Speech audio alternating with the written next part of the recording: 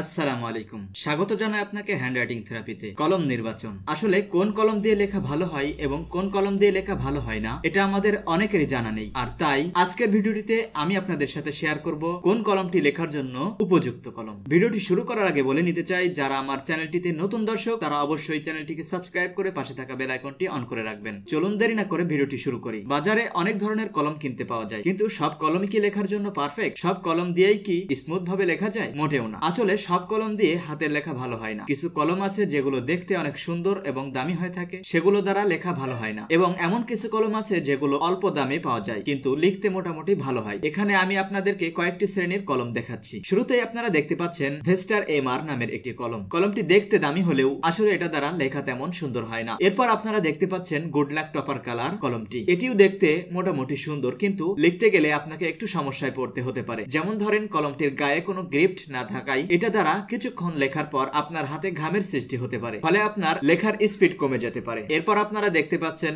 Fresh seller নামের কলমটি। এই কলমটি লেখার জন্য মোটামুটি ভালো, কারণ এই কলমটিতে গ্রিপ রয়েছে, যার ফলে আপনি যখন লিখবেন তখন আপনার হাত ঘামবে না, যার কারণে আপনার হাতের লেখার স্পিডও কমবে না। এরপরে আপনারা দেখতে পাচ্ছেন ম্যাটাডোর পেইন পয়েন্ট কলমটি। আসলে এই কলমটি দিয়েই হাতের লেখা মোটামুটি ভালো লেখা যায়। এখন আমি আপনাদেরকে বলবো এই কলমগুলোর ভেতর থেকে কোন কলমগুলো দিয়ে আপনাদের লেখা উচিত। শুরুতেই আপনাকে এমন একটি কলম নির্বাচন করতে হবে যে কলমটিতে গ্রিপ থাকবে। হতে পারে কলমটি ম্যাটাডোর পেইন পয়েন্ট, হতে পারে ফ্রেশ সেলার। যেটি হোক, আপনাকে নিশ্চিত হতে হবে কলমটিতে যেন গ্রিপ থাকে, কারণ কলমে যখন গ্রিপ থাকবে তখন আপনার লেখার সময় হাত ঘেমে যাবে না, ফলে আপনার হাতের লেখার স্পিডও কমবে না, আর আপনি একটানা অনেকক্ষণ লিখতে পারবেন। আর তাই আপনাকে গ্রিপ যুক্ত কলম বাছাই করতে হবে। আসলে দামি কলম দিয়ে ভালো লেখা হবে এমন কোনো কথা নাই। হাতের লেখা ভালো করার জন্য আমার মতে গ্রিপ যুক্ত কলমই হলো বেটার। এখন চলুন আমি আপনাদেরকে বলি আমি কোন কলম ব্যবহার করি। লেখার ক্ষেত্রে আমার কাছে সব থেকে কমফোর্টেবল ফিল হয় যে কলমটি, সেটা হলো ম্যাটাডোর পেইন পয়েন্ট, কারণ এটি গ্রিপ যুক্ত এবং অন্যান্য কলমের তুলনায় বেশ হালকা। এবং আমি মাঝে মাঝে ফ্রেশ সেলার কলমটিও ব্যবহার করে থাকি, কারণ এই কলমটিও গ্রিপ যুক্ত এবং মোটামুটি হালকা। চলুন আমরা একটু লিখে দেখি কোন কলম দিয়ে লেখা ভালো হয়। আপনারা ভিডিওতে দেখতে পাচ্ছেন মোটামুটি সবগুলো কলম দিয়েই লেখা ভালো হচ্ছে, কিন্তু লেখার সময় আমার কাছে সব থেকে বেশি কমফোর্ট ফিল হচ্ছে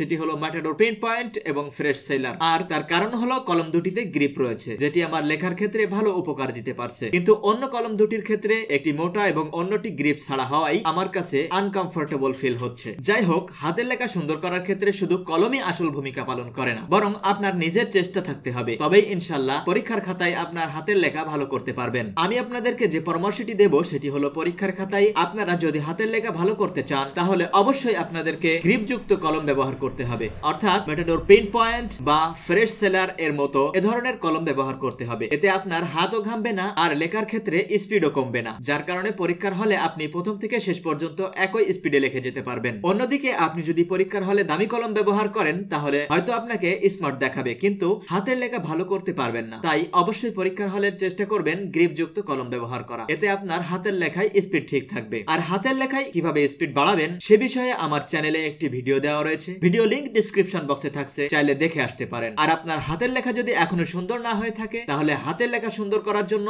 আমার চ্যানেলে মিশন হাতের লেখা ফ্রি কোর্স দেওয়া রয়েছে, ভিডিও লিংক ডেসক্রিপশন বক্সে থাকছে। আপনার হাতের লেখা যদি সুন্দর না হয় তাহলে এখনই ডেসক্রিপশন বক্স চেক করে ভিডিওগুলো দেখে আসতে পারেন। তো এই ছিল আজকের ভিডিও। আশা করি ভিডিওটি আপনাদের উপকারে এসেছে। ভিডিওটি যদি আপনাদের উপকারে এসে থাকে তাহলে ভিডিওটিতে একটি লাইক দিয়ে কমেন্ট করে জানাবেন, আর ভিডিওটি আপনার বন্ধুদের সাথে শেয়ার করতে একদমই ভুলবেন না। আর আপনি যদি আমার চ্যানেলের নতুন দর্শক হয়ে থাকেন তাহলে এ ধরনের শিক্ষামূলক ভিডিও পেতে হ্যান্ডরাইটিং থেরাপি চ্যানেলটিকে সাবস্ক্রাইব করে পাশে থাকা বেল আইকনটি অন করে রাখবেন। দেখা হচ্ছে পরবর্তী কোনো এক ভিডিওতে। ততক্ষণ সবাই ভালো থাকবেন, সুস্থ থাকবেন। আসসালামু আলাইকুম।